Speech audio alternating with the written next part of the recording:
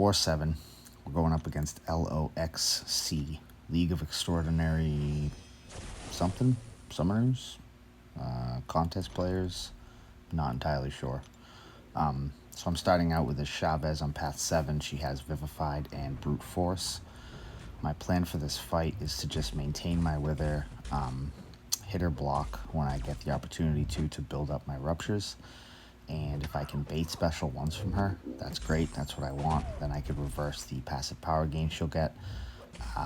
But I put an invuln on just in case I couldn't get special ones out of her and she wanted to play hardball, and then I could just push her to a special 3. Or if I had to tank a special 2, that would be fine too, I think. I ended up having an issue maintaining my Wither in this one though. She didn't want to run in a whole lot, so it's just about to drop off here. I'm just trying to bait out a special so I can get another pause on it, and then I can go back to hitting her, get a nice Rupture burst, and at this point it doesn't matter that it's about to drop off because she's about to die. The only unfortunate thing is she activated her dimension that gives damage back, so I ended up taking some damage from that and Brute Force, but I think it was just one potion to heal Spidey back up. So next up here I got Penny Parker on Powersnack, and there's many different ways you can do this fight. It doesn't really matter how you approach it. I have a white mags on it, which makes parry heavy way easier. You don't have to worry about auto block. It will still trigger it, but it won't actually auto block you. The one thing you just need to pay attention to is making sure you have a Wither up when she reaches backup recovery, and then you can just reverse that power and she'll never get to a special 2. So I played this one hitting her block a lot, dropping the sync shield, building up some Ruptures, and that's how I primarily wanted to take her down here. Weave in some heavies for the exhaustions, a little bit more power reversal, and just getting my Rupture burst to do the work for me. The AI in this one definitely seemed a bit off to me. I don't know if it was just because it was late at night, but I noticed that my Wither was starting to wear down, so I'm just trying to keep it paused while I drop her sync shield so I can work up to my special 2 again, so I can get another Wither applied. I'm going to use a heavy for that, get a little bit more power, because I have an increased combat power rate when I have a Wither active. Drop a heavy here. So she auto blocks that, but it didn't actually block me because of the white mags passive stun. She can't purify those, and I can't actually hit her, so just gotta stick to heavies to build my own power, unless I have the sync shield down. But she goes down there a bit longer than normal, but all in all very safe still.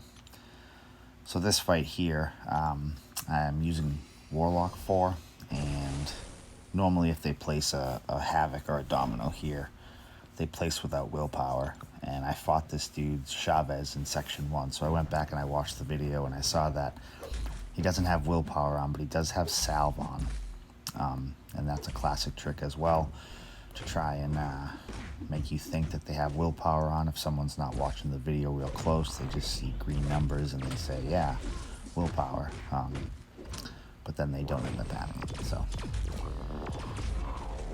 I was fully expecting not to be able to use special 2s and cycle them back to back and keep his power drained in this one, so I knew that I just had to get to my special 3. And the biggest thing is don't lose your invuln before they hit you with special 3s. Like, you don't want to lose it getting hit with regular hits, because then you are most likely dead, especially against Havoc, because SP3 hits really hard. So here I was backed in the corner. I'm glad that I got a reparry there. I didn't have to deal with dexing a heavy in the corner. That's a good way to die as well, if you get that DOT thing from his heavy on you when he has spores, or plasma modules, whatever they're called.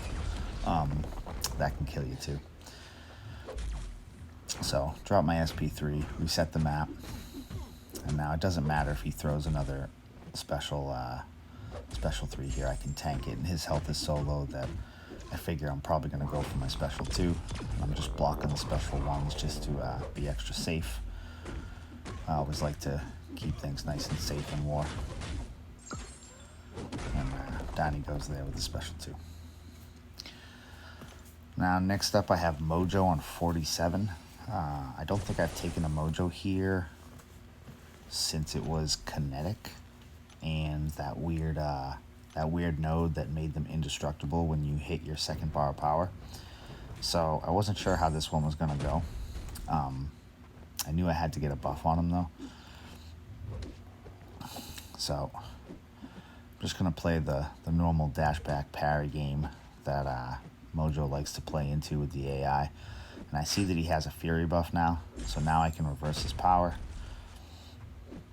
So now I just stick to my dash back, parry, heavy, keep pausing my stuff, work up to my special 2.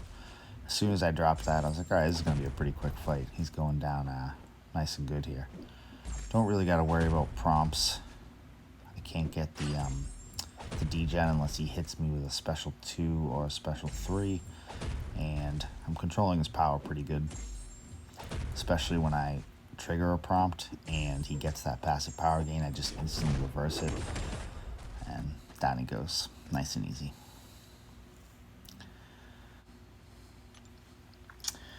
And then lastly here I have Sorcerer Supreme on 54. So I don't think I've ever taken her here before, so I really wasn't sure how many withers and exhaustions I was going to need to lock her power down. I think she has a little bit more passive power gain than MCOC, and he normally gets 1 or 2 special 1s in the fight, so I was fully expecting probably about the same from her, because I don't think her passive power gain is that much higher. So my main goal here was treating it very similar to the MCOC fight. Just going to build my exhaustions, going to work up to my special 2. I knew that I wanted 5 exhaustions as quickly as possible, and I wanted a second wither just to make sure that I could lock her power down and then see where I was there once I reached that point.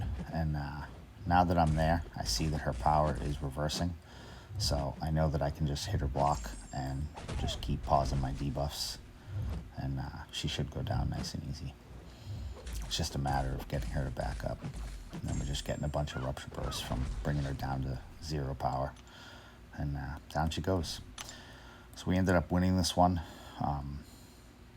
150-1 to 150-28. We almost had the Alliance donut, but good luck to LOXC for the rest of the season.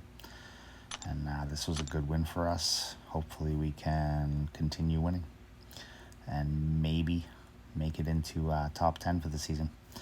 Thank you for watching.